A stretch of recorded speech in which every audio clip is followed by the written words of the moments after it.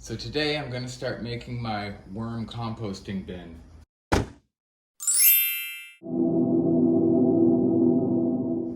I'm going to make it out of 3 separate plastic containers.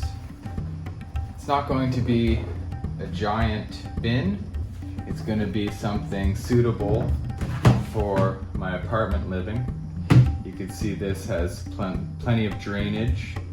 And then we have the major bottom tote there. It's 30 liters or about 8 gallons. And this sits inside nicely, but it's not quite as deep, leaving room for the liquid to drain through. And then this just acts as the top.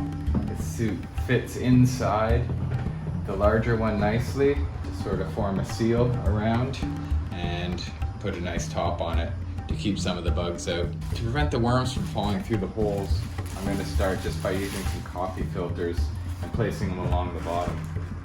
I don't want the worms to escape or fall through and drown, so this is just a step.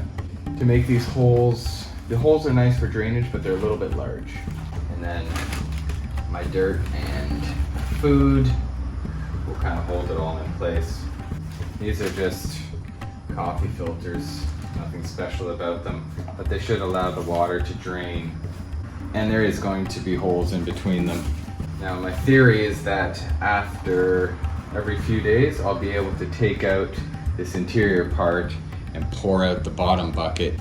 The next thing I'm going to do is add a nice base layer of coconut husk. This isn't necessary, more of an art than a science, but to just give something that allows drainage, but also creates a bit more of a base for the worms and the food and soil. Also helps to hold down the paper. I'm gonna go ahead and add a little bit of dirt. This is just dirt I got off the forest floor. It's actually quite nice, being created over hundreds of years. So it's gonna go ahead and sprinkle some of that in to start. Again, just helping with the base layer, giving the worms something that they like. I've been collecting just some food scraps from my kitchen. Lots of fruits, vegetables. I'm staying away from onions, garlic, citrus.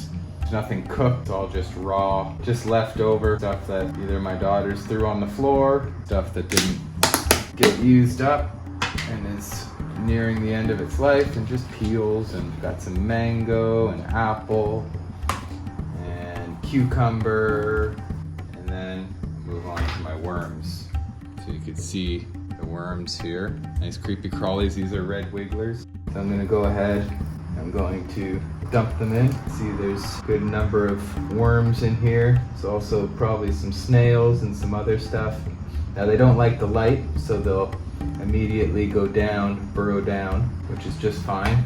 Now it's nice to be able to use some of the dirt that they're already used to in here, and they're just a little familiar with home. And then I'm gonna go ahead and just cover it all up with some more dirt. So worms will live in here. They don't like the light, so they should stay in.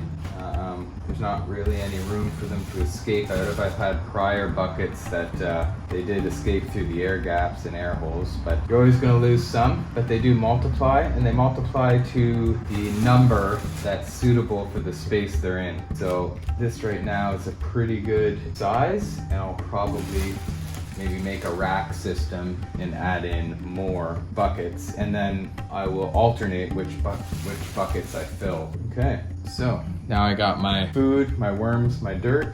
So my last step is just cover them up, let them do their work. Perfect. And there you go. This is the home compost worm bucket, apartment size.